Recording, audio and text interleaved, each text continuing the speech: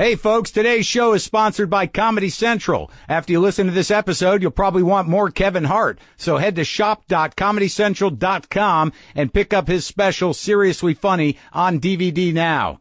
And we're sponsored by Audible. Go to audiblepodcast.com/WTFpod to get a free audiobook download. Do it. Lock the gate!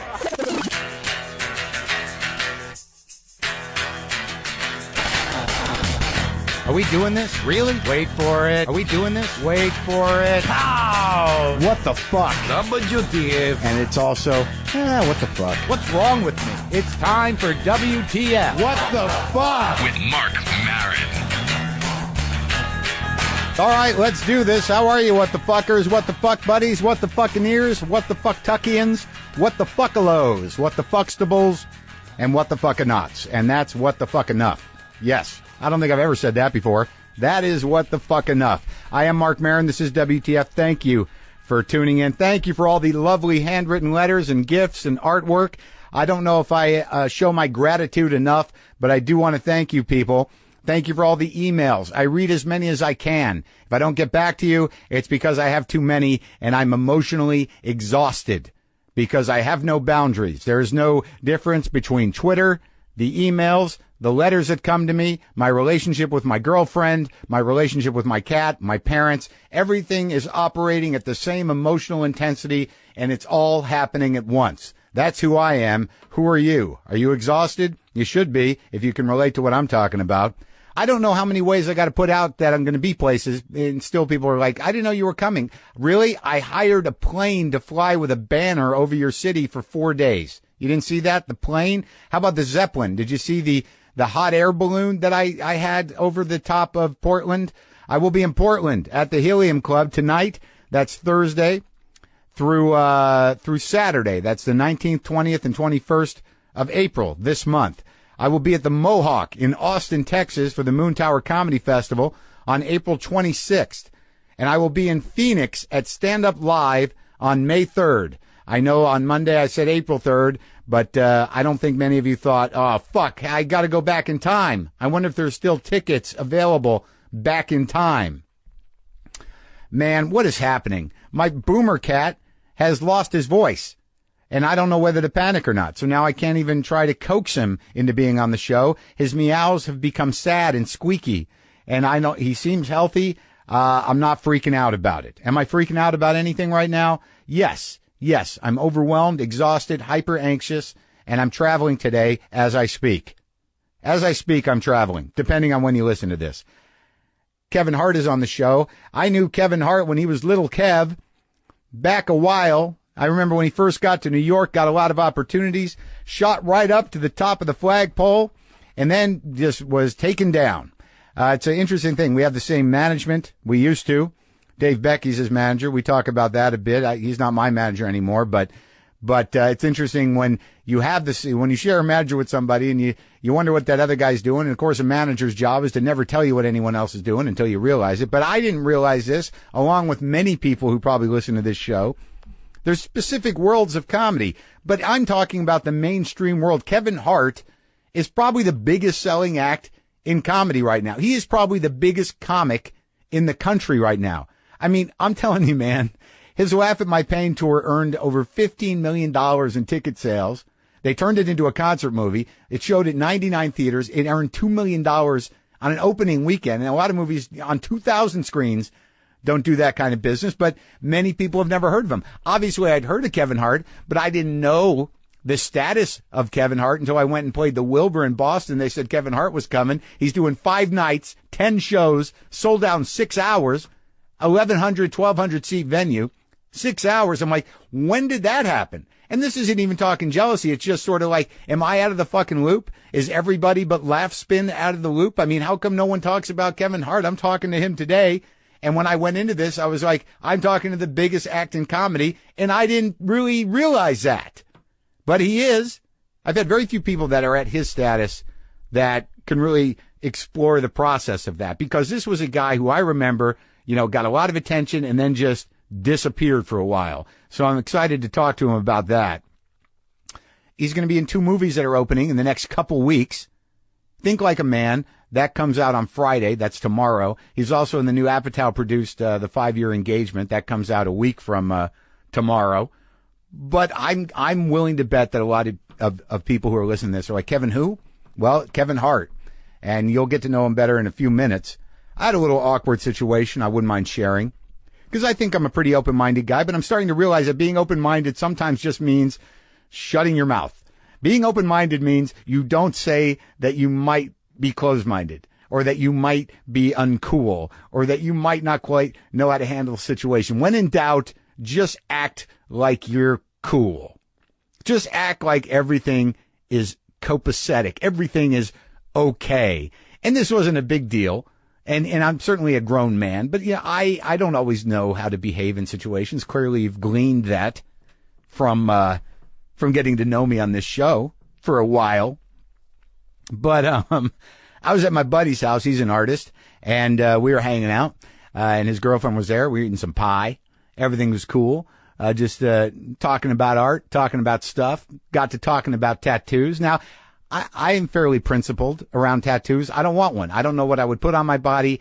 I have a hard enough time committing to the body as is. Like, I have a hard enough time accepting my body the way it is, as it is now, let alone with someone else's artwork on it. Okay? So I was not into that. My brother's got a few, and they're questionable, really. My brother made some random choices about tattoos. That's what I don't get about tattoos in general. It's sort of like, you see one, you're like, what the hell is that? And people are like, yeah, I just thought that would be cool. And all right, well, how is it now? How are you with that thing now? How are you with the Winnie the Pooh on your shoulder now? How are you with that piece of pie, on your neck now? But those are actually, they would be all right. But nonetheless, we just started talking about tattoos.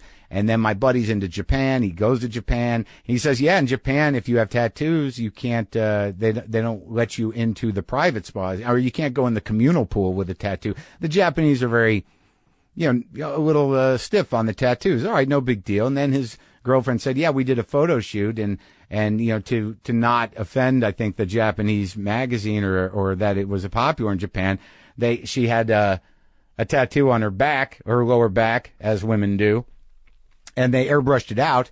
And then my buddy goes and gets the magazine, and he gives me the magazine and shows me the pictures. And they're biker-themed pictures and sort of almost an ironic biker spread. And his girlfriend, who's sitting next to me, is naked in these pictures.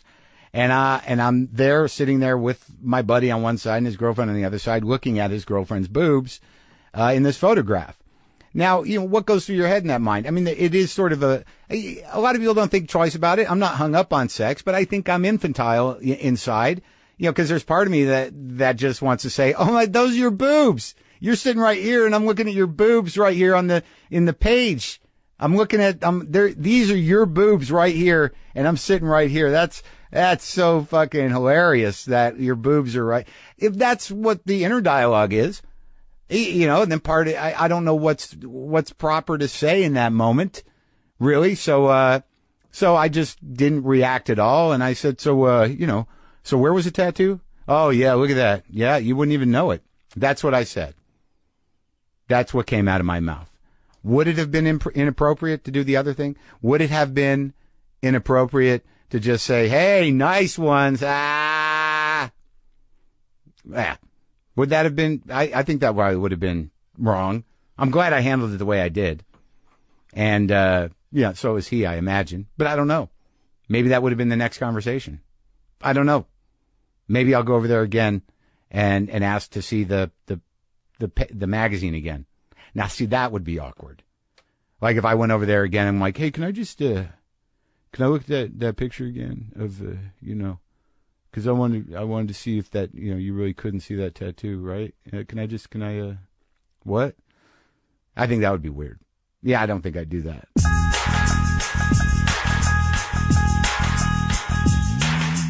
As you know, sometimes this show is sponsored by Audible.com. You can go to audiblepodcast.com/WTFpod for a free audiobook download or audio content download, because they got everything. They got over 100,000 audio products. This offer is only good in the U.S. and Canada. But go get something on us. Like today I'm talking to Kevin Hart, so I decided I'd go to Audible and do a little search on black comedy. You can get Michael Ian Black reading his own book, I Am a Wonderful Man. You can get Lewis Black live at the Carnegie Hall. You can get over 100,000 titles. Just go to audiblepodcast.com/WTFpod for a free download. A lot to choose from.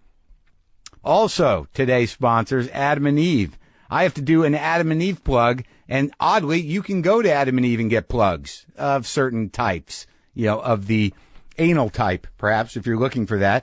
If you go to Adam and Eve and get yourself some free grown-up toys, you get a 50% off almost any item. You get a free bonus gift. You get 3 free DVDs. You get free shipping. That's adamandeve.com. Enter WTF at the checkout, and don't be ashamed. It's private. It's personal. It'll come in a package that's not gonna, you're not gonna order it and it's gonna say strap on the outside in like a red print. Like not fragile. It just says strap on instead, just to make an announcement to whoever's handling your mail. They can be part of the delivery system. Maybe the mail handler can see himself as actually prepping you to put it on to insert in whoever you're going to be inserting that in. Let your mail carrier be part of that process. AdamandEve.com. Enter WTF at the checkout. 50% off almost any item, the free gift, the 3 free DVDs, free shipping. Enjoy yourselves. Be careful. Be safe. Let's get back to the talk.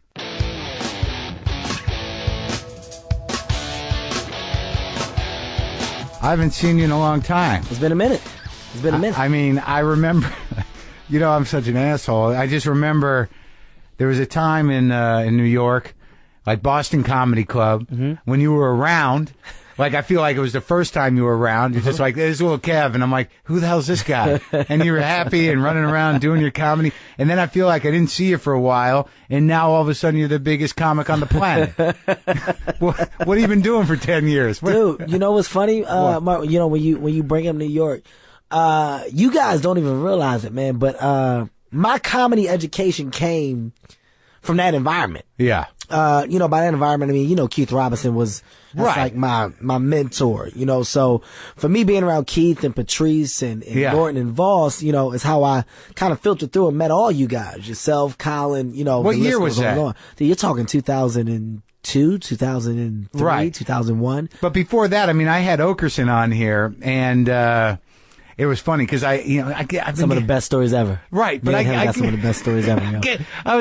I had him come on and he talks about you guys, starting out in Philly. And then I start getting emails from black people who were saying like, why do you have to segregate black and white rooms? And I'm like, because they're different. Yeah. I mean, I know that some of my people they don't know comedy and maybe I should clarify it. You gotta explain it. You gotta tell them. Well, I talked to Darnell Rollins recently too and he laid it out. Yeah. Here's the thing, and this is for me speaking on my people's behalf. Okay. For all of the fellow African American listeners, that are fans of your podcast, me being one of these people, you gotta understand in New York there's a mainstream world and there's we call it the underground world, and for a lot of the urban comics, we choose to go in the underground world. The reason why, the money was quicker, it was better. Going mainstream, some of the urban comics felt like it wasn't worth it. I'm not going over here to perform for $10 and get a food spot when I can go here. Right, but that was like starting out. Like a lot of us were like, we'll take stage time fucking anywhere. Exactly. And we just thought it was part of the process. And even now, man, I'm a 48-year-old dude and you do these alternative rooms and you perform for 300-400 people and you get off and they're like, thanks. I'm like, that's it? Not $20? Nothing at all. Nothing at all. And so the idea was that like, I'm not going to fucking work for nothing, even if I'm only doing this a year. It's the truth. Right. It's the truth. But for me, I'm going to tell you what was different for me. I looked at both worlds. I looked at the urban world and I looked at the mainstream world. And I think I figured out, not even figured out, because I think so many people know about it. People just don't want to do it. I said, why can't I do both? Why can't I get involved in both worlds? Right. Keith Robinson was my gateway to the mainstream world. Yeah. I knew talent. I knew Capone. I knew Darnell Rawlings. Right.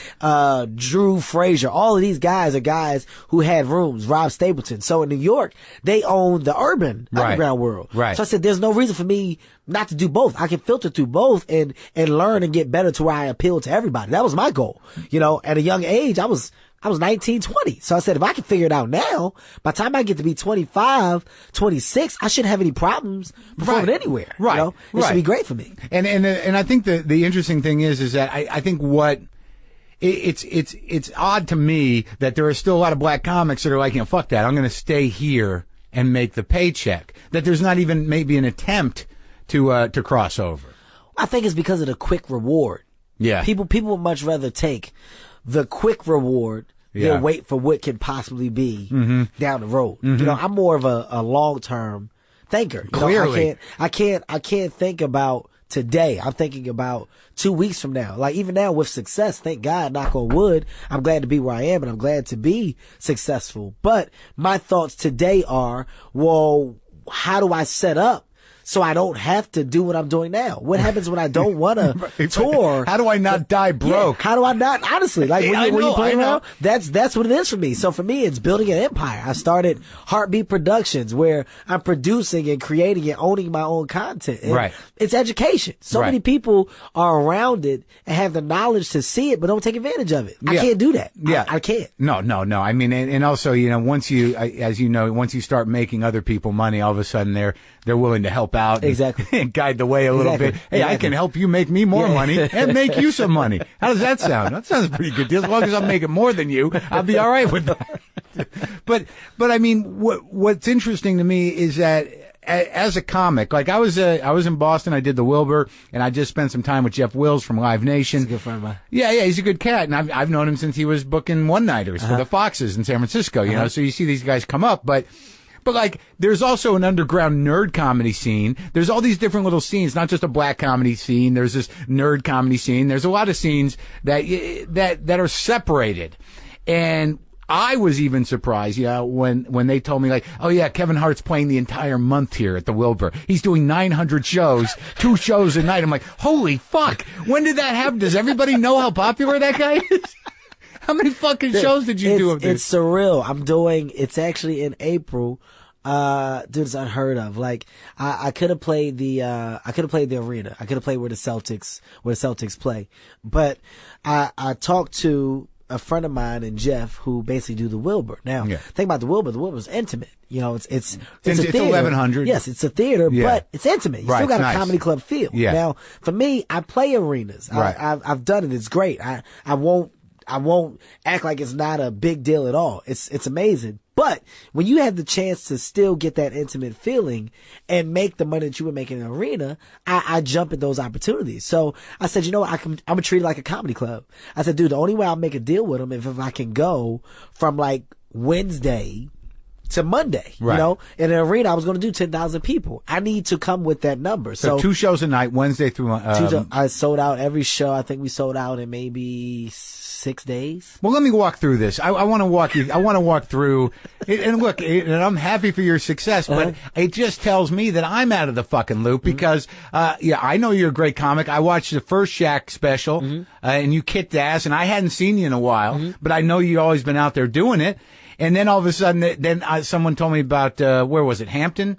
Hampton, VA. Yeah. Hampton, Virginia. 25,000 people. 25,000 people. Yep. So now, where do you get from 2003, 2004? You're acting like a very humble, kind of like, I'm just happy to be doing a few minutes here and there. And now you're selling out states. You know what? I'm going to be honest with you, Mark. Social media. Really? Social media, man.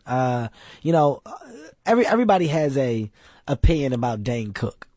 Everybody has an opinion. Some negative, some positive. Right. I like Dane. Yeah. I like Dane, whether you are a fan of his jokes or not. Dane's work ethic and Dane's social media presence is what put Dane in a place where, stand-up wise, he played some of the biggest venues ever. And I was like, how did he do it? How did he get there? Like, I was asking these questions when I was doing the improvs, Yeah. I had a conversation when he told me. And once he told me, it was through emails, through MySpace at the time, through Facebook, through Twitter. Yeah. It was branding yourself. So, I was doing movies. I didn't have big parts in movies, but I constantly had cameos. Nobody knew I was a comedian. So what I did was I did the comedy club circuit 4 years in a row. to a point to where every time I went, I got all the emails. I got everybody's information. By hand. By hand. It was me. I had a guy with me that was my assistant / stand there with a manager. clipboard or put the cards out on the table. As everybody walked out that door, he received the 3x5 card that we filled and we made ourselves. Kevin Hart needs to know who you are. Right. And people gave me their email addresses and everything. And he got it back from each and every single person. At the end of it, his job was to take that information, put it in the computer, our laptop that we travel with us. Put under it, Cleveland.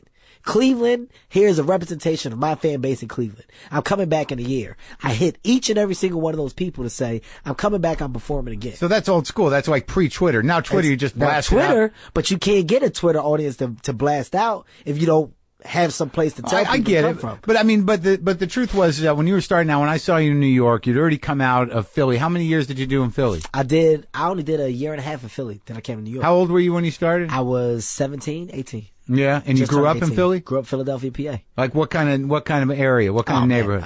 My neighborhood shit.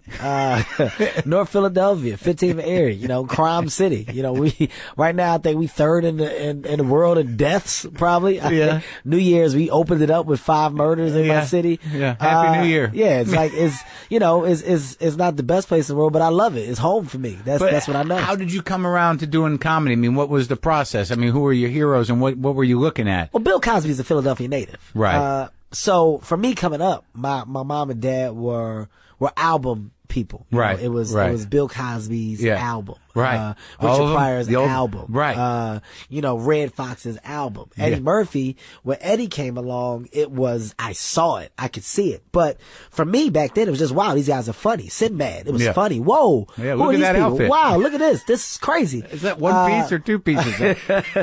As I got older, I didn't really know what I wanted to do. I'm not going to sit here and lie and say, yeah, I was destined to be a comedian. It's what I wanted to do from the gate. I didn't know. But older, I mean, if you started when you're 17, what do you mean older? Well, when you were 12? I mean, I'm graduated from high school and everybody's saying, what are you going to college for to study? I don't know. Are you going to college? I don't think so. Go to community though. Yeah. I'm going to community. I went to community for 2 weeks. I dropped out. Like, I'm not going to do it. Oh, that wasn't the full program? My mom said, look, you're not going to sit on your ass and just literally not do nothing. You better figure something out. My mom was a professor at the University of Pennsylvania. I could have went to the University of Pennsylvania. No shit. What did she profess? My mom was in computer. She was a computer analyst, so within her program it was like computer 101 something. Like, right, but so she had a gig at the university. She was serious. You could have got in there with no problem. Right, no state problem. school. I was so stupid. I said I don't want it. I don't want to go to college. I don't want the world of smarts. That's not me, Mom. I was that guy. Don't try to make me this guy.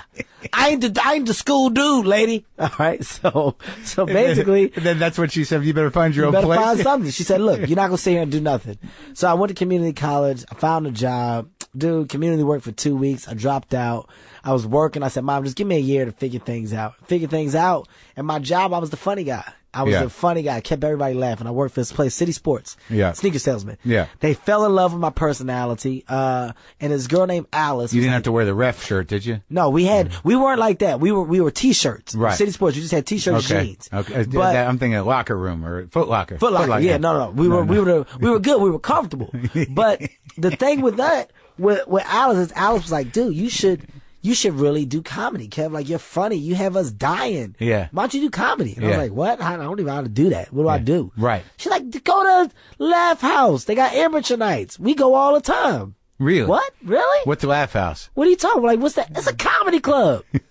What's like, well, what happens at a comedy club? Yeah. They get up. People like tell jokes. Comedians come through. You gotta come. Yeah. I went with them on a Thursday. Just to watch. It was amateur night, just to watch. I get there. I'm looking. I'm like, holy shit. I'm laughing at these comedians. There's like 30 people in the crowd, but people are coming to see these guys perform. Yeah. So at the end of the night, this guy named Teray Gordon, who was the host, he gets on stage and says, all right, yo, please tell somebody amateur nights every Thursday, man. It's the best. We get to see new faces. Yeah. Who's going to be our next star? We don't know. Is this an urban room? It's a comedy club, so it doesn't have to be. But that night got a lot of urban people because whoever performed had to bring people. Why do we say urban and not black? Can't we just say black? Well, we can say black, but then we say we're not being politically correct. Right. You know, I would love to say black. You know, if it was up to me, I'd say niggas. But I can't do it because I'm trying to be politically correct. So for me. No, you actually, I think you can do it. I can't do it. You can, but I'm saying just for that, to keep it in a great place, I say urban room. Okay. So, you know, a lot of the comics performing were urban comics. So I say, you know what, I'm going to do it. Yeah. I sign up, dude. All my coworkers come down. I performed one time, fell in love with it. I won a competition. Did you tank or did you do it? I actually did good. It was awful material. It was horrible, but I did good. Do you remember? Was it just takes on standard shit? No, dude, it was so bad. It was I got robbed by a cross-eyed midget. My joke was, I didn't know he was robbing me. I said, you got to look at me when you talking to me. Yeah. He said, I am looking at you. My punchline was, well, why are you looking at him when you talking to me? He's like, I'm looking at you. It was just a bunch of awful, hacky cross-eyed stuff. And I wound up saying, like, the ending of it was I got head-butted by the midget and I fell. It was more jokes like black people talk like this, white people talk like that. Right. What else? It was why black people dance like this and white people dance like this. It was a bunch of that. Yeah. That's all I heard and all I knew. So, it went well. I won. I got $60. I was like, holy shit. Got $60. That's it. This is, got on my way. Yeah. Dude, I came back for about 5 Thursdays in a row. Won a competition each night. Quit my job. Yeah. Told my mom I knew what I wanted to do. In my mind, I'm going to go back every Thursday, 60 plus 60 plus 60 plus 60. I'm making, that's my rent money. I'm getting a good 280, close to 300 a month. Right. Go get that, flip that. I'm in my own place. As soon as I quit, they stopped the amateur night competition. So there's no lie on everything, on God. Yeah. Holy shit, what I'm going to do. Yeah. I told my mom, look, Mom, I don't ask you for nothing. I never have. I found out what I want to do in my life. This is my career. I want to be a comedian. Just help me figure it out. Yeah. Give me a year to figure it out. Yeah. And I promise, Mom, if it doesn't work, I'll do whatever you want me to do. And what'd she say? She said she paid my rent for a year, and if I didn't have it figured out in that year, I had to go do her plan. Within that year, what was her plan? Go to college? College. What'd your dad think? My dad did at the time. My dad might have been in. My dad was on drugs at the time. No, he wasn't. So he didn't really know that much about what was going on. My dad only been sober for 5-6 years. Now, so, yeah. My dad caught the good half. As I got successful, he cleaned up. Smart move on his behalf. It's very smart. What was he just laying around, just kind of like out of it? My dad was just in and out of rehab. Oh, really? Yeah. What was his thing? My dad was cocaine. My dad was heroin, weed. Oh, yeah? That's probably it. So that was always in the house, or, He wasn't. Well, my mom kicked him out when I was young, but he was still out of life. So he was in and out of jail. He was that. My dad was a rebel. Yeah. I love him for it, though. Like, I know what not to do because of what my dad did. Like, that's. And it didn't. You never got that thing, because sometimes it runs in families. No, I don't have it. And he wasn't in the house enough for you to have that weird kind of like, how do we help dad thing? No, it was as I got older, me and my brother figured out, like, yo, we got to help dad. You got one brother? Yeah, one brother. Older, younger? Older. Yeah. Older brother. And did you try to help him out? Me and my brother, we put him in a rehab. It didn't go. He came out. And I think the disappointment on your older son's face when we're older, we're adults, we look at you, is enough to make you feel like you need to get your shit together. Right. And I think that's what did it. You can put a person in all the help you want. At the end of the day, if they don't mentally want to do it, they're not going to do it. That's right. So for us, it was saying, you know what, Dad, do you live your life?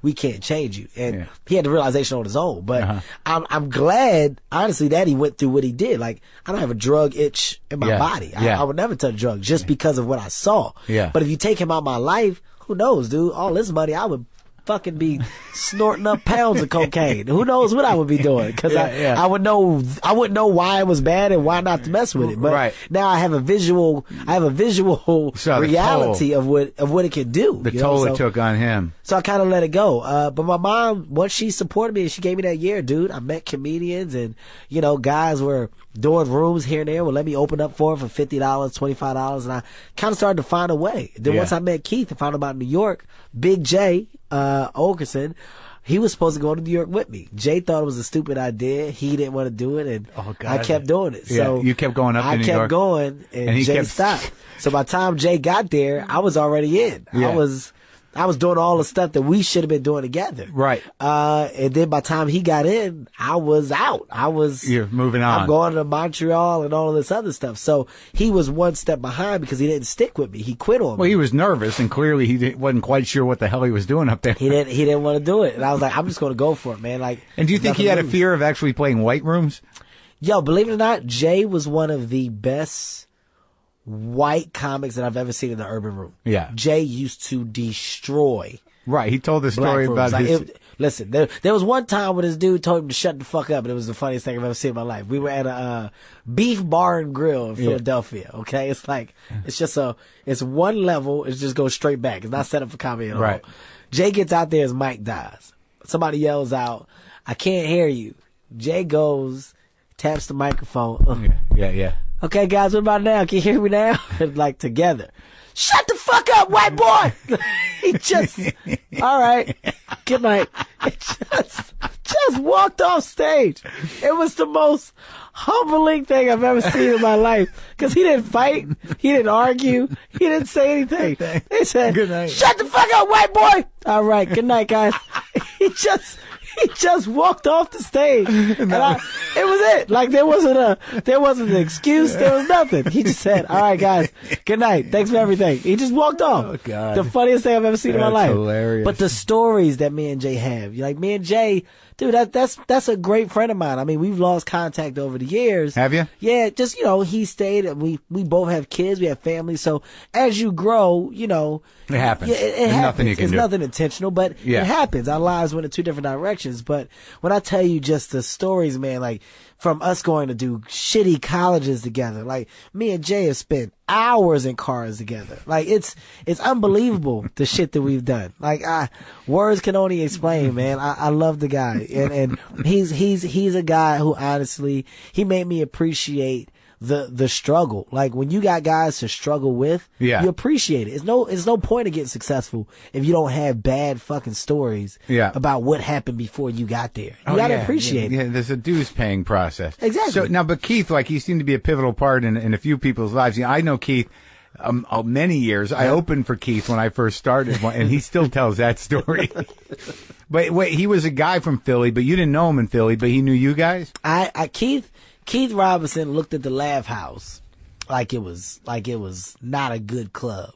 He didn't like the way it was ran. The reason why, he had something to compare it to. Right. Keith was up there in New York. He saw the way comedy clubs should be ran. He knew how comedians should be treated. Right. He felt like the Laugh House didn't treat comedians properly. Right. So he didn't really support it. But he came to see me one night. Like he didn't know me, but he just came and dropped by and saw and heard about some stuff going on, and there was this funny guy he just wanted to see. So I meet him, we shake hands, man, and I'm the young guy. I'm like, hey, can you watch my set? I've heard a lot about you. People talk about you. Can you just watch me and tell me what you think? And I got off, classic Keith. When I got off, he was like, you stink. You're not talking about shit, stupid. I don't even know this guy. Listen, I just met you. He's the most degrading human being. Stupid, little dummy. You stink.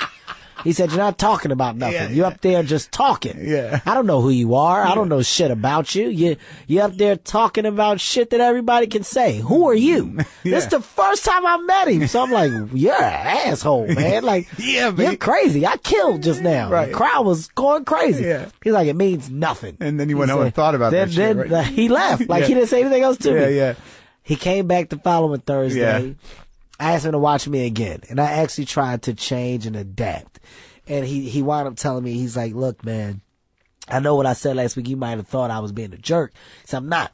He said, I'm going to tell you what I think you should hear because you're talented. He said, I can see from you being on stage, you got a stage presence. There's an aura about you. He said, but now is when you have to start learning how to talk about stuff.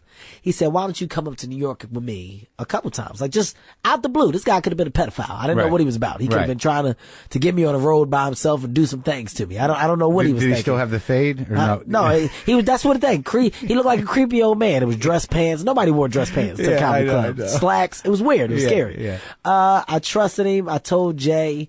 Jay was like, dude, you gonna go? I said, yeah, man, maybe you should come too. Jay was like, nah, I'm gonna stay and just work out here in the room. Yeah. I went with Keith, and once I saw New York and saw the comedy club scene, I didn't go back. Me and Keith slaved that road for Dude, you're talking 7 years? Yeah, you did you go out on the road with him or anything? No, we were just back and forth to New York in that car. Like, literally, like we're talking, we would leave Philadelphia at 3 o'clock, get to New York by 5, stay in New York until 3 a.m., drive back, get home by 4:30 a.m., sleep, wake up at 3 o'clock, do the same thing every single day for about 6-7 years. Just hanging out. Hanging out. I didn't get in. I literally had to hang out in New York for, it might have been a year and a half before I actually got in to the Comedy Club circus. The only club that they would let me perform at was the Boston. Right. And that was on Sundays, which was Urban Night. Yeah, talent night. Other than that, it took a while. But once I got in at the Cellar, once Esty let me in at the Cellar. That took me about 8 years. She's tough nut to crack, dude. Once she allowed me to come in, then every place started to trickle. Yeah. Every place else started to come around. Am I remembering wrong that, like, it seems to me that, like, not unlike Bill Burr, that you went through a period where you sort of, you rose up and then, you got some deals, you got some heat, and then it kind of went away. Yep. Cause I remember, like, there was like, oh, who's this hot shot? I saw you one time and you're like, hey, I'm here. And then the next thing you know, it's like, Kevin's fucking doing television. Yeah. That there was I know that you developed something with Bill, right? Me and Bill. But let's start before that though. Didn't you have a series Before that, I had a show called The Big House. I went to Montreal. Comedy Festival. Now this is what? You've been doing comedy 4 or 5 years? I've been doing comedy. I went to Montreal in 2004. At this point, I was doing comedy since 1998. I was hanging out in New York. 6 years. I was hanging out in New York. So you new face. New faces. Right. Definitely new face. But I was in New York for about 2 years at this time. So, I felt that I was a little seasoned. I wasn't a good comic yet. But you were a good 15-minute comic. Exactly. I had 7 minutes to be a great set, which I needed in Montreal. 10 minutes at most. This is also right on the cusp. This is before, like, everyone was overexposed from YouTube, or you still had a shot at people going, who the fuck is this guy? Yep. So this was a big thing. I don't know if people understand that listen to it, that you used to go to the Montreal Festival, and if people hadn't seen you, it was a buyer's market. It was huge. That you had, everybody in show business up there, looking at you like it's some sort of a trade show. The thing was deals. The thing were the deals. Right, we're going to throw some money. We're going to hold on to this guy. Yep. We own you. 500,000, right. 300,000. Right. Whatever that number is, we're going to hold you for a year. Okay, so you're a 15-minute act. You got a lot of juice, and you can sell the shit out of stuff. And you go up there, you do new faces. Yes, sir. And then what happens? Do new faces. I kill. I destroy new faces. Right. All the papers in Montreal were Kevin Hart filled. Oh, this guy Kevin Hart. Yeah. New faces. Kevin Hart took the crowds over. Right. Agents are all talking about Kevin Hart. Blah blah. Who's Kevin Hart? Yeah. Get back. My management puts together the meetings. I got about 25 meetings. You come out here. I'm out in LA. Start running around with Becky. Yep. Out here in LA. I'm staying at the Hyatt Hotel at the time, which has changed now. We're out here. They're like, okay, dude, we got tons of meetings set up. You got to come out for like 2 weeks. Yeah. Every day, literally, I'm doing 4 or 5 meetings a day. Now, you married at this time? At this time, I wasn't. Okay. At this time, I wasn't married. It's all business. All business right now. Yeah. It's huge. So I'm like, okay.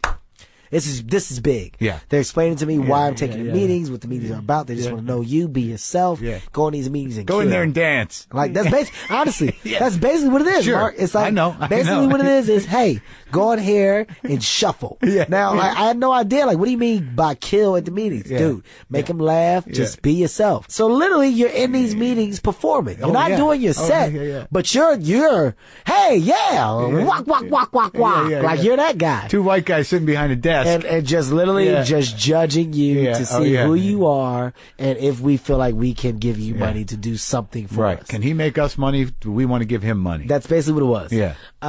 Meetings go well. I destroy all the meetings. Everybody's making offers. Gets to a point where I had CBS, I had ABC, I had Fox, I had NBC. Right. All the major networks were trying to offer deals to hold me free. Bidding war. So you made big chunk. Give me, I don't care about being honest. I think at the time it might have been like $275,000. That's a lot of money for a guy who's been doing it 6 years. And it's, for me, I'm 21. Yeah. 21 going on 22. That's big. This is huge. Oh yeah, hell yeah. And Did you have that moment where you're like, I'm there. I did it. No, in my mind, I was rich. Oh, yeah. It was done. And like, from here, it's going to be. This is it. I'm planning on buying my mom's house. I'm buying my mama house. Yeah. I'm about to get me a house. Yeah. I'm probably going to get a Benz. Yeah. After I get the Benz, I'll probably get my brother like 50,000. Right. Probably take my dad somewhere, throw my dad like 25 grand. No taxes are involved in my thought process at all. Nobody's told me about taxes. And I don't know nothing about it. And in your mind, it was like, this is the way it's going to be from here on out. This is my life. Yeah. This is it. Oh, see, I've made it. That's amazing. I've made it. Yeah. This is who I am. Yeah. I make $250,000 to $75,000 probably a month now. Yeah. So I'll probably get this. I'll probably get another deal as soon as this deal is done. That's how naive you are. Of course, because you don't know. Yeah. So I get the money. I think I go with it was ABC. Mm-hmm. Go into development. I had a deal. It was a holding deal. Right. Nothing happened from the holding deal. Right. Right. Just held me. Did a pilot. Nothing. Following year. They didn't do a pilot. No. We did. I shot a pilot. Not for me. This is me. Just it was just a holding deal. So that means like we own you and we're going to stick you in something. Yes. Okay. Shot me an awful pilot. I was the black crazy roommate in the pilot. Pilot was awful. Following year, I talked to Dave. I talked to, my agents. I said, look, I was behind the scenes a lot. I saw the process. Yeah. I think I have a show idea. Mm-hmm. This the next year. Yeah. I want to pitch a show. Well, why don't we set up a meeting with us, managers, agents, and yourself? You pitch to us and we determine if it's good. I'm the young guy, so what do I know? Come up with a show idea. The reverse of Fresh Prince of Bel-Air. Guy moving from a rich family, going to go live with his poor family. Yeah. This is like my life, guys. I can mimic it off of my family, blah, blah, blah. Whoa, that's actually good, Kevin. Right. Yeah. Let's set it up. Yeah. Keep in mind, it's year 2. I just got $250,000 or $270, whatever it was. Yeah. So that money is damn near gone after all of my splurging that I did. Okay, so I'm probably in debt. What'd you buy? Oh, my God. I think I bought 37 throwback jerseys. I spent $60,000 on apparel alone. My clothes were amazing in 2002, 2003, 2004. It was unbelievable. I had a car. I didn't have any credit, so I think I bought a Ford Explorer Sport, and the car was probably worth $25,000. By the time I got done, I paid $45,000 with interest and everything. It was just awful. Got an apartment, furnished it as if I was the Godfather. It was just fuck that money off. I can't tell you where that money is today. All right, you tapped out. It was disgusting. That money was gone within 4 months. Yeah. Good timing, right? So, best time of my life. So I set up this idea. Yeah. I pitch it. Holy shit, I sell it. ABC again. Now, give me another holding deal. This time, it's not the 200 or something thousand I got before. It's like 175. But this is my life, dude. I can do this forever. I can just sell shit and get it made. Sure. This time, it goes a little bigger and better. Get the show sold. Holy shit. They say we want to do it. Now we shoot the pilot. Holy shit. We're going to pick it up.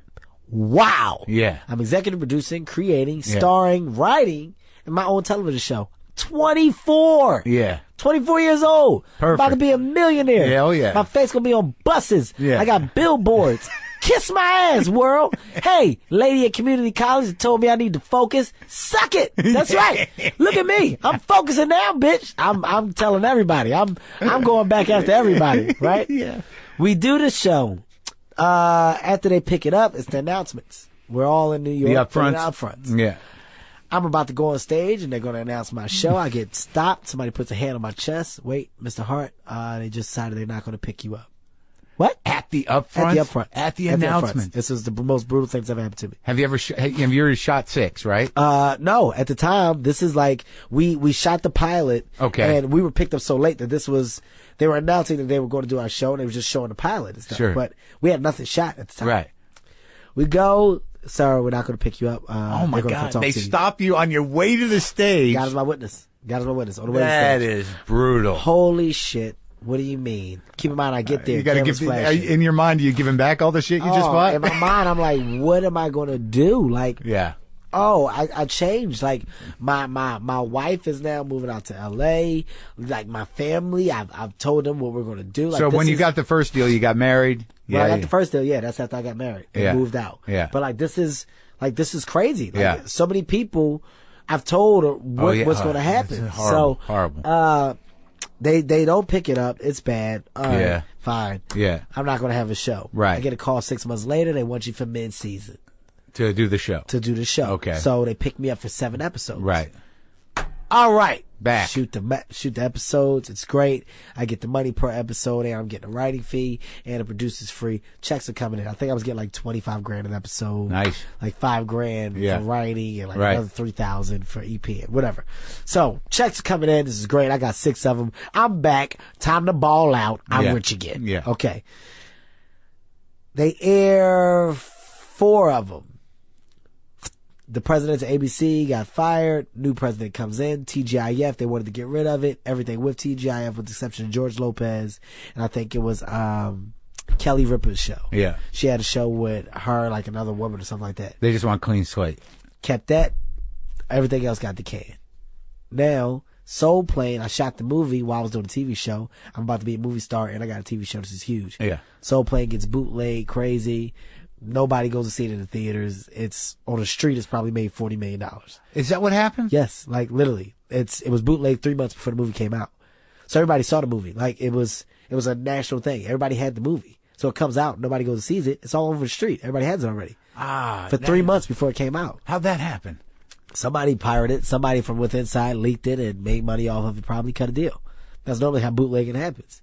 So now, but I never heard it happen on that big of a scale. No, it was 3 months. Dude, Soul Plane did so much. Soul Plane is what got me popular enough to start touring.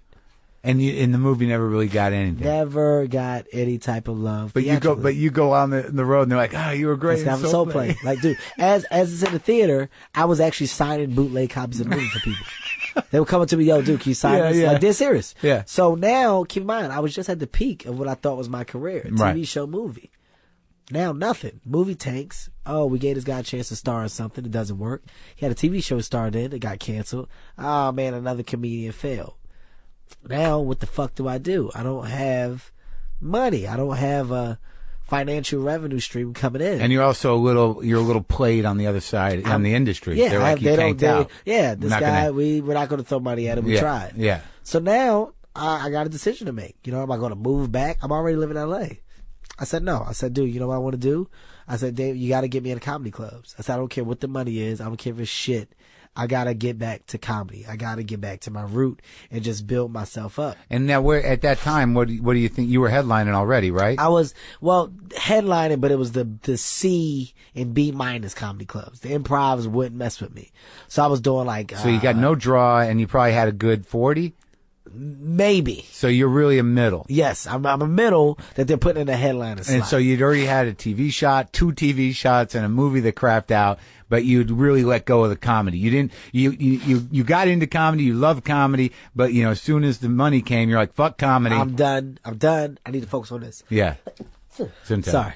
All right. So allergies, people. So I know y'all hear me out there sniffling stuff. Is that cats? No, it's just allergies. In general. Just in general, it's been cold in LA last couple of days. Yeah. So this is. Does it have any bearing on it? No, I don't know.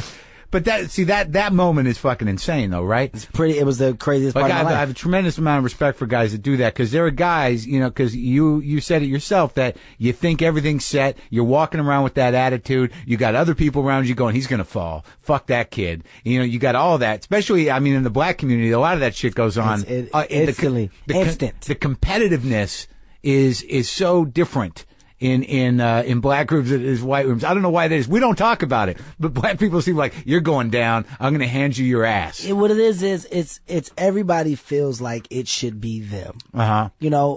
And at the same time, there's nothing bad with that way of thinking, but it's not something that should be voiced. Everybody but it is it not? It's voiced a lot. Yeah. People say it. Hey man, he ain't shit. He's not that funny. I'm better than him. Yeah. That's how people feel. So when you get certain opportunities, people look down on you because they feel like you don't deserve those opportunities. I've been doing it for 37 years. Who the fuck this are guy's you? been doing it for 9 months. He comes in, gets this, gets that. Why ain't they checking for me? Why aren't I getting these opportunities? So that's where the anger comes from. Which, to some degree, I understand what people would feel a certain type of way. I have that anger too. Yeah, I get it. Yeah. You get this young guy who comes out of nowhere and everybody's gung-ho about him, and you're like, look, I done put blood, sweat, and tears about it. I need my opportunity. I want my chance too. Look for me and give me my chance. But now you got that cross to bear. You got to go back into comedy rooms as a middle and a headliner in B and C rooms and eat some fucking shit. So now, and eating shit isn't the word. You know, it was tough because everybody knew he doesn't have the time.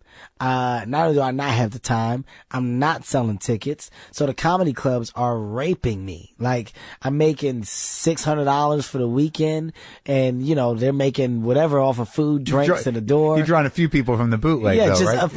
a few, like, you know, in these places. But the comedy clubs I'm doing are so shitty. I'm in, like, Cumberland, Kentucky. You know, I'm in Bismarck, North Dakota. But these are just comedy rooms. They're not black rooms. No, they're just comedy rooms. So, were you doing the black circuit at all?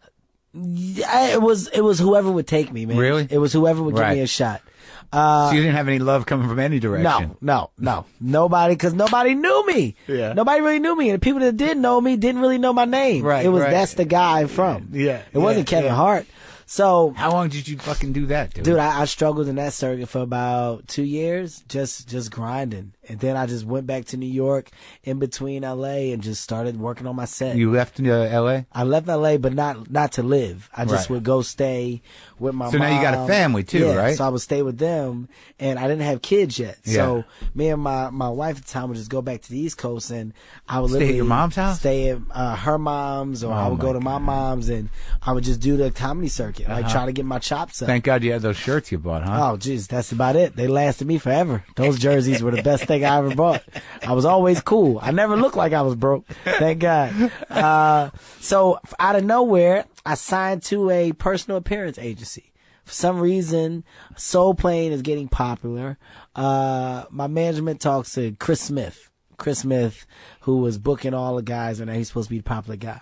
So this guy's putting me on shows, but Chris Smith, the agent? Chris Smith, the personal appearance agent. So, you know, he's putting me on these tours, like the Black Comedy Explosion tours, you know, so I'm making money, but. Who were you traveling with? It was me, like Bruce and Talent, and like, a Samore or something. Just all these shows, but I'm coming out, you know, I'm not really doing well. When by the time I hit the stage, nobody's there yet. They all coming to see the later acts. It's just not good. So then he convinces me that you can go do dates by yourself.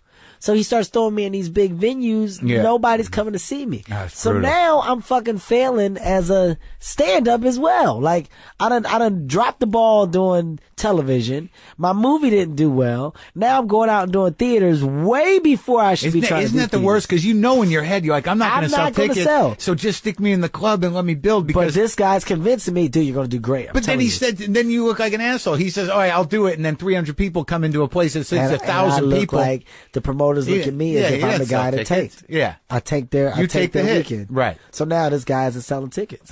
So that's when I decided, after some time of taking those ego blows, I told Davis I don't want to use him anymore. I want to just do comedy clubs. Can you just get me into the A rooms? I don't care what they pay. I don't care if it's shit.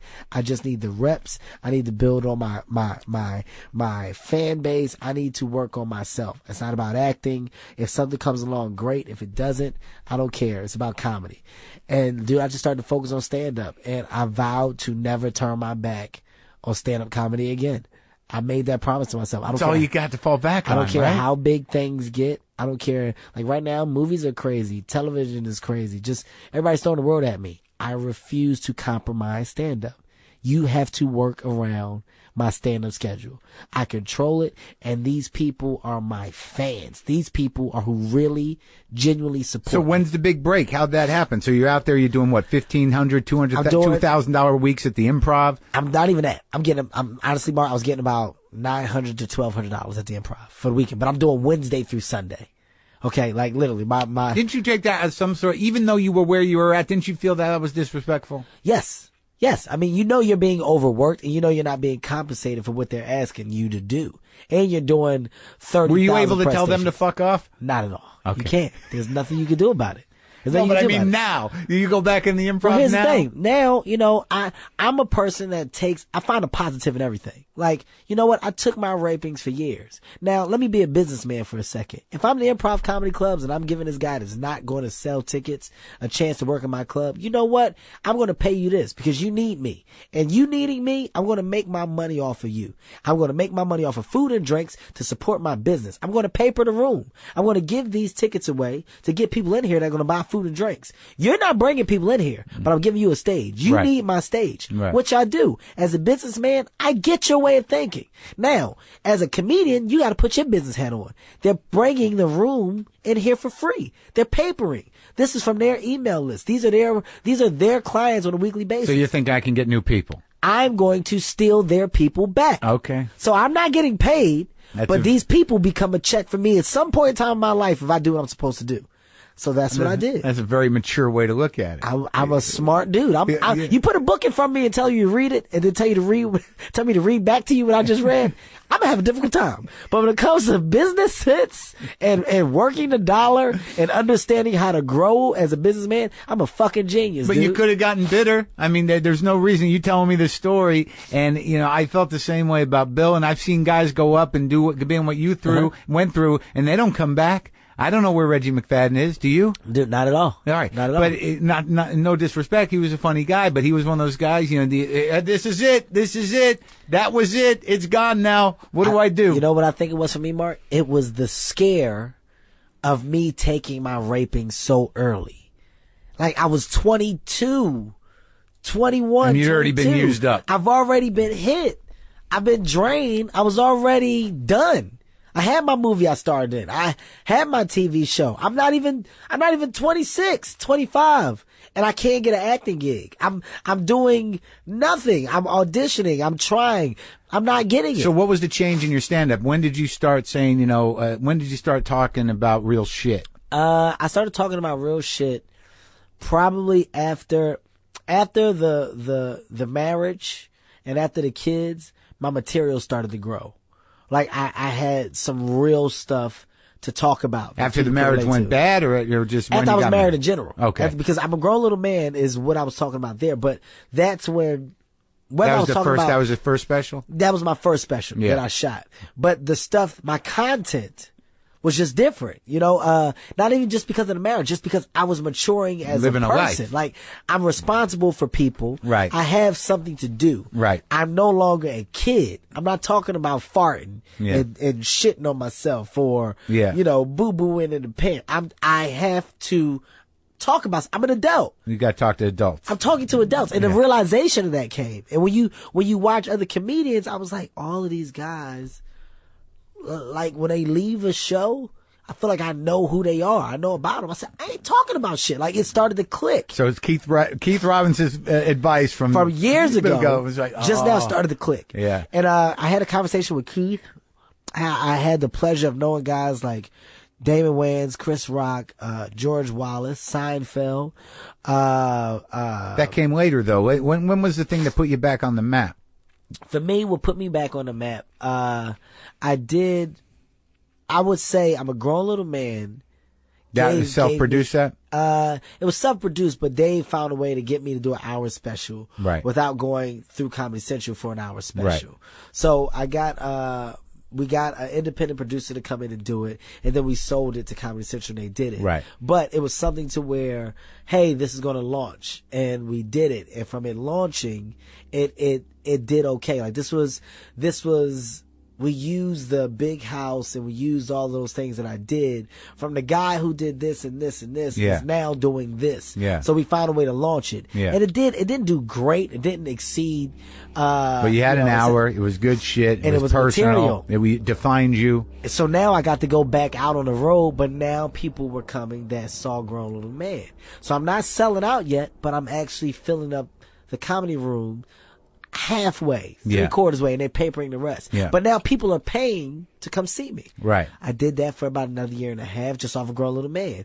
My rooms are getting bigger. My email list is getting bigger. My social media presence is getting bigger. After that, I did Shaq's All-Star Comedy Jam. That's what I saw with D-Ray and Ari Spears. When I did that, That was it, right? I don't know where it came from. Holy shit, my following got huge. And I had already filmed Seriously Funny. It just wasn't coming out till later. But everybody was... The special, second watching, special. Yeah, my second special. It just wasn't coming out till like 5 months after I'd already did the Shaq thing. So I thought the Shaq thing was going to be some bullshit. But but that was weird, though, because I watched that thing, and I don't watch a lot of comedy. I was in a hotel. I was on the road. And you clearly were the standout. It was just your night, man. It was unexpected. I did not expect it to be as big as it was. I thought it was a regular show that they were filming. I thought it was something that was just one of those 10-minute spot things. It's going to go to DVD. It is what it is. Like, I was at that point. I was doing a favor for my friend Shaq. And, how do you know him?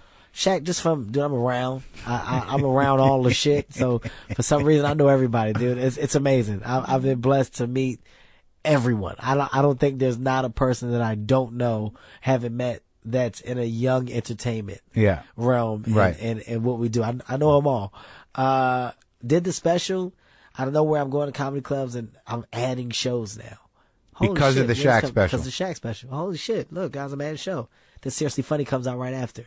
Now, a weekend, I'm doing 8 shows, but I'm selling out. Nobody's papering anything. They're selling out. Keep in mind, this is about 3.5 years now. I'm just doing comedy clubs. They were like, Kev, you can go do theaters. I don't want to. I want to do the comedy clubs again. So I patiently did comedy clubs another year. Now I'm adding 9, 10 shows a weekend. Caroline's. We did 10 shows at Caroline's Comedy Club in New York. I had a conversation with my agent. What's the makeup of the audience? At this point, I was about 70-30, black to white. So now my crossover is getting bigger.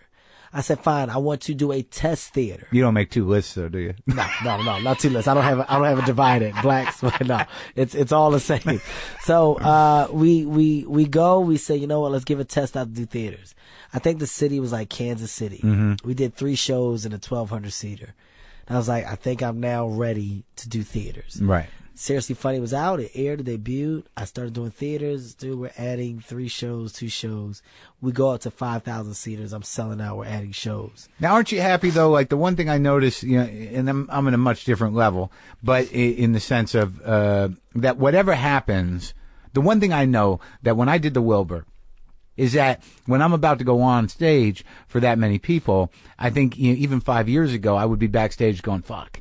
Yeah, I don't know if I got the juice for this, but I don't even think twice about it anymore. No, not at all. all. Like, I mean, I think that it's interesting that it all synced up for you because you don't have any fear about that. You know who you are and you got the shit. But I think that if this would have happened when you got those other opportunities that didn't pan out. No way I would have been ready for it. You would have been fucked up. There's no way I would have been ready for it. That's why, when you talk to me, you see my mental approach to things. Yeah. You're like, wow, you're not bitter, you're not this. I find a positive in anything negative that happen. Because I know it happened for a reason. So you got 2 choices to make. You're a religious man?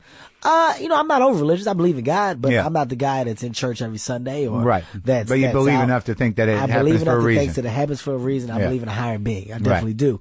And for me, I refuse to treat people like shit because I see that things come full circle. That's so for sure. even with the improvs. Don't yell at that assistant. Hey, I'm serious. Even with the improvs, I got to a point where the improvs, I knew that I wasn't getting paid what I should, but I never got mad at them. And now when I go back, I do the improv comedy clubs, and when I work on my sets, I'll go Tuesday and Wednesday, and I'll take a door deal where I get 95 to 100% of the door. Just to work out shit. And I'm going there to work out. And they have to do it because they want my business. But at the same time, I'm not going there like I'm the big bad wolf. I'm going there because this is conducive and convenient for my schedule. When you do that, do you tell the audience you're working out shit? No, because they can't tell. I make sure it's still a show. I don't go in that element until I've been in New York. Like, I went to New York for about 5 months, just going back and forth, just to get a template of what I want my doing material 15-minute sets. Yeah, just to get it built up to where I have an hour, where it's not a strong hour, but there's a template, and I have jokes within it. Right. But I need to tighten them up and figure out things. Right. So once I have that template,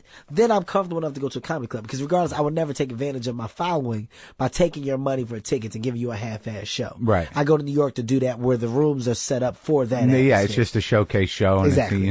Kevin Hart's here. I didn't know that. Yeah. exactly. That's what I would do. So I don't take advantage and do that. I would never do that. It's still a show. It's still a good show, but it's a preparation for what becomes my arenas and what becomes my next special that's going to air. Now, how many you bring one opener to the arenas? To the arenas, I took my friends that started with me. Naeem Lynn, a guy named William Horton, Joey Wells. I got a host and 2 features. No intermission. We go straight through. These are guys you started with in Philly? Naeem and William Horton I started with in Philadelphia. Joey Wells is a writing partner of mine that I need on the road because we're doing scripts and stuff like that. So him and another writing partner go travel, but he's a comedian as well. Right. He's a great host, so I just want to let him host. So that's nice. Those guys must be appreciative. Hey, it's you keep a good team around you and you don't change it. You don't worry about anything negative coming into your circle. Yeah. You know, when you start to bring other elements in is when dumb shit happens. I trust and know everybody. We've got 4 years successful touring from theaters to arenas, you know. So those are your guys. Why break something or why fix something that's not broke? Doesn't make sense. And now how'd the production company come about? I mean, and what are you actively doing with that? Well, production company came from me saying, wow, I got a lot of money now. You know, I can sit on this money and eventually go broke, or I can learn how to make money for me. Right. How do I own? How do I get into the business of owning my product? Do you produce anybody else? Not yet. We are. I'm going to produce theirs. Yeah. Each of those guys will travel with me. Oh, yeah. I'm just going to do a special for them. And it's not for financial return. I'm just going to do it for them because as I stop touring and take off for however long I take off to do movies and stuff, I want those guys to still be able to work and have a outlet where they can go and do comedy clubs and build on their own brand. So now you've been able to realize a dream. Did you buy your mom a house? Oh, my mom, well, you know, my mom passed away 5 years ago. Nothing bad. 5 years ago. So no, but what I got from my mom was something better, and that's the knowledge of how to live from being raised right. And what about your old man? My dad is happy. My dad is very happy. You buy him a house? I ain't buying my dad no damn house. He'll fuck it off.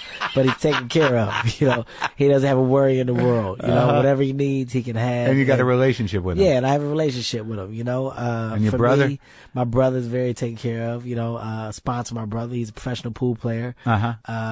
He travels for free. He's set up. He needs nothing. Like, my thing is making everybody around me happy. My kids are set up for life. How old are your kids? 6 and 4. They're done. They need nothing. Their college is taken care of. Their accounts are taken care of. Yeah. If I'm going today, they're fine. For the whole run. They're fine. That's amazing. That's an amazing feeling. It's you have 2 routes to choose, man. You can either fuck it off again. I did my fucking off.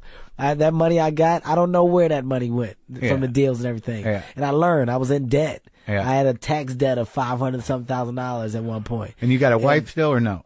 Divorce, but friends. Yeah. Not a bad divorce. Really? A good divorce to where Jesus we talk Christ. and we see each other every day. So, you know, I went away and she went her way. But because we got beautiful kids, we have to maintain a friendship. And we do. And she's happy. And everything that I went through, Mark, has put me in a position to be where I am now. That debt, I thank God I owed that money in taxes. And I had to work so hard to pay all that money back. I didn't know that. You had a tax thing? Oh my God. It was from the first deals? From the deals, yeah. Like nobody told me. I had business managers, but I was fucking the money off so bad. So for me, it wasn't there. Like when you first make your money, you don't know about all that. You have no idea. And you made it right? Oh, did I make it right ever? Ask me, will I ever have a tax problem again? No. Never. Listen, any check I get, I take 55% and put it to the side. Yeah. I don't even look at it. Yeah. Because I know that it's over there. And when it's time to cut those checks, they get them. I don't care about the amount. And then you get a little something back and you're like, that's great. I had this left over. But I don't play those games anymore. It's my life is more serious and I have so much more to lose now. That's why I'm so much responsible. Yeah. So tell me about the movie that's coming out. You got a movie coming out soon, right? Movie coming out, 2 of them. One called Think Like a Man that comes out April 20th. Yeah. Another one called 5-Year Engagement that comes out April 16th, I believe. And these are your starring roles? They're great. April 20th, Think Like a Man is a starring role. I'm a supporting cast in 5-Year Engagement. What are these movies about? Think Like a Man is based off of Steve Harvey's book, Act Like a Lady, Think Like a Man. Yeah. It's funny as hell, dude. The movie's great. Is he in it? No, he's in it, but he's not in it. He's in it as the book. Are you the lead? Yes, I'm one of the leads in it. And what's the angle on that?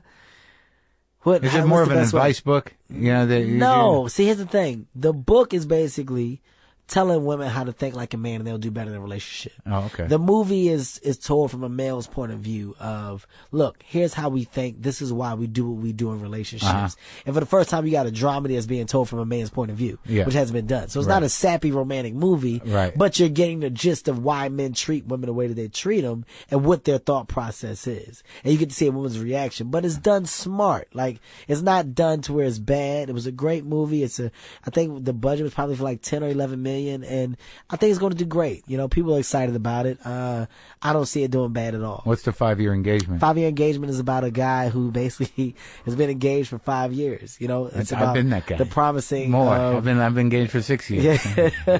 It's about the guy who continues to promise of what we're going to do and how we're going to do it, but it never happens because problems keep occurring in your life. And when problems occur, sometimes you got to adjust. Some people don't know how to adjust. Whose movie is that? This is a Judd Apatow production. This is with Jason Segel, Emily Blunt, Nick Stoller's directing. I'm in it. Who else is in it, man? There's so many people in this movie, dude. So that's a crossover movie. Crossover movie. And Laugh at My Pain, my last special, went out theatrically, which I own. How'd that do? Theatrical. It's such a rare thing to see a comedy special in the movie theater. I did it independently. I funded it for about $750,000. Distributed independently, went just to AMC theaters. We put it in 200 theaters. My movie did $8 million. Really? 200 theaters off That's a $700,000 investment. Is it still out or it's off now. Now it's on DVD. It's currently the number 2 selling DVD overall. And the album's doing good too, right? Crazy. Ridiculous. I think I'm at like 500,000 units. Well, congratulations, Kev. Thank you, man. It's good to talk to you, man. Hey, this was a great conversation. I'm glad I came. All right, right on.